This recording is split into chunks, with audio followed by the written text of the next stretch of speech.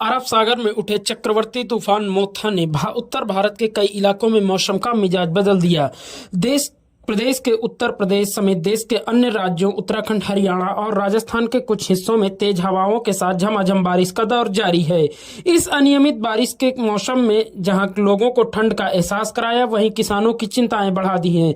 चक्रवाती तूफान का असर यूपी के रायबरेली में भी देखने को मिला। यहां देर रात से हो रही बारिश जारी है।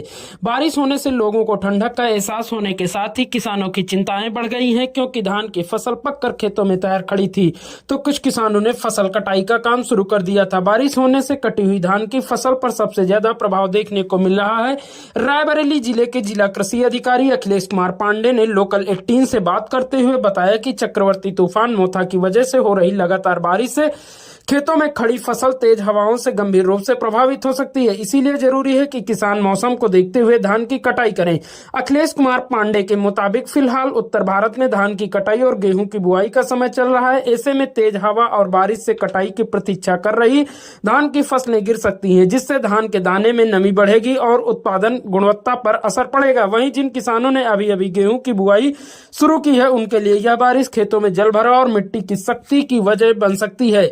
इसके अलावा वह बताते हैं कि इस मौसम में सरसों, मटर, मसूर, आलू और सब्जियों की फसलें भी बारिश की मार झेल सकती हैं। लगातार नमी रहने से पौधों में फफूंद और कीट रोग बढ़ने का खतरा है।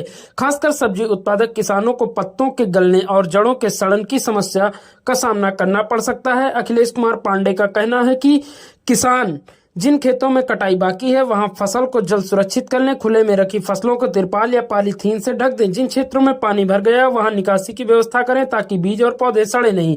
सब्जी और दलहनी फसलों में फफूंदनाशक दवाओं का छिड़काव करके अपनी फसल का बचाव करें।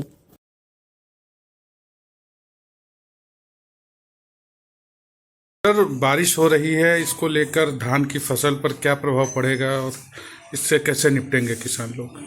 धान की फसल में जो बारिश हो रही है, इसका प्रभाव ये पड़ेगा या पड़ रहा है कि हमारी जो आगामी रबी की तैयारी है, इसमें किसान भाई रबी फसलों की बुआई करते हैं, तो इसमें थोड़ा सा विलम्ब हो जाएगा। इसके कारण से विलम्ब हो जाएगा कटाई में, जहाँ नमी ज़्यादा है। तो कुछ दिन किसान भाइयों को अभी इंतज़ार करना होगा। और हम लोग इस बात की एडवाइजरी लगातार जारी कर रहे हैं अपने समूहों के माध्यम से या इस मीडिया के माध्यम से कि मौसम पर नज़र रखें, उसके अपडेट लेते रहें, तदनुरूप अपनी जो है कटाई की व्यवस्था और आगे की तैयारी उसी अनुरूप करें। सर, पैदावार को लेकर भी कोई फर्क पड़ेगा? अभी इस बात को अभी सटीकता के साथ नहीं कहा जा सकता कि कितना फर्क पड़ेगा। ये बात अलग है कि हाँ, कुछ नमी रहने पर कुछ कीट और बीमारियों के प्रकोप की संभावना कुछ बढ़ जाती है, लेकिन इसलिए कहा जा रहा है किसान अपनी फसल की लगातार निगरानी करते रहें, ताकि उसी के अनुरूप व्यवस्था उसी समय हो पाएगी। और जहाँ पे जल भराव की स्थिति है, तो वहाँ पे जल निकासी की व्यवस्था तुरंत कर लिया जाए। कमलेश वर्मा। कहाँ के रहने वाले हैं? गंगा खेड़ा। ये जो सुबह से कमलेश जी बारिश हो रही है, किसानों के लिए किस प्रकार से नुकसानदायक हुई है? ये कितना नुकसान हुआ है किसानों का अगर देखा जाए तो? अगर देखा जाए तो इसमें किसानों का बहुत बड़ा नुकसान हुआ। खड़ी फसल वो भी गिर गई, जो कटी पड़ी थी वो धान भी बूढ़ गए, पैरा भी सड़ गया और धान भी सब जाम जाएंगे। अच्छा, आपका कितना नुकसान हुआ है? करीब 5 बीघा का हमारा नुकसान हुआ, जिसमें 2.5 बीघा कटा पड़ा था, 2.5 बीघा खड़ा हुआ है। सरकार से क्या कहना चाहेंगे, क्या मांग करेंगे सरकार से मांग करेंगे कुछ मुआवजा दे दे, जिससे किसानों को राहत मिल जाए, आगे वाली फसल भी बोने के काबिल हो जाए।